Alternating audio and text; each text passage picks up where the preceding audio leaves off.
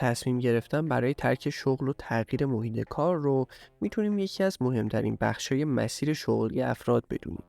بروز مشکلات و چالش‌ها توی محیط کار هیچ وقت قابل اجتناب نیست و توانایی کار کردن تحت چنین شرایطی یکی از مهارت‌های لازم برای موفقیت توی شغله.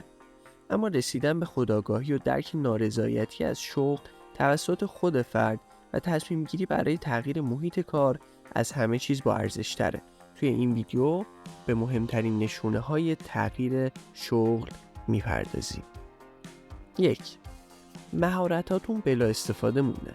یکی از نشونه‌های مهم تغییر شغل اینه که اون شغل دیگه براتون چالش جدیدی به همراه نداره، به خصوص اگر درخواست شما برای استفاده از مهارت‌های دیگه‌تون توسط مدیرا و سرپرستا نادیده گرفته میشه. 2. فرصتی برای رشد توی محیط کار وجود نداره. یکی دیگه از نشونه‌های تغییر شغل اینه که نمیتونید فرصت رشدی رو برای خودتون توی اون سازمان ببینید. وقتی درباره فرصت رشد حرف میزنیم، منظورمون صرفاً ارتقای شغلی نیست. رشد در مسیر شغلی میتونه از راه‌های مختلفی اتفاق بیفته. 3. شغلتون در راستای علاقتون نیست. بهترین حالت کار کردن وقتی اتفاق میفته که اصلا متوجه کار کردن نشین. این اتفاق تنها زمانی میفته که شما نسبت به شغلتون اشتیاق داشته باشید. اشتیاق نسبت به کاری که انجام میدید میتونه باعث ایجاد حس رضایت فوق‌العاده توی شما بشه.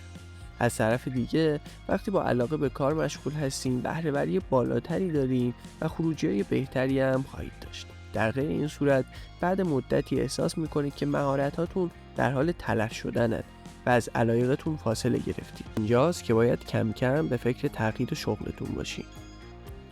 محیط کارتون سمیه. محیط کار ناسالم میتونه روی مسیر حرفه‌ای و رضایت شغلی شما تأثیر منفی بذاره.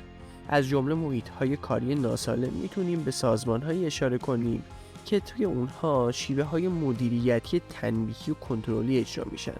بی‌اعتمادی و عدم صداقت وجود داره، کارمندا تحقیر میشن یا مورد تعرض قرار میگیرن.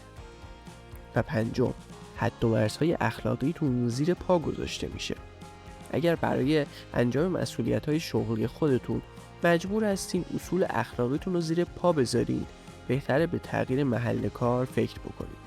حتی اگر به نظر میرسه برای از دست ندادن شغلتون ناچار هستین چارچوب‌های اخلاقی خودتون رو نادیده بگیرین، بهتره به این فکر کنین که چنین شرایطی میتونن در پیدا کردن شغل‌های بعدی و مسیر حرفه‌ای شما تأثیر منفی بذارن.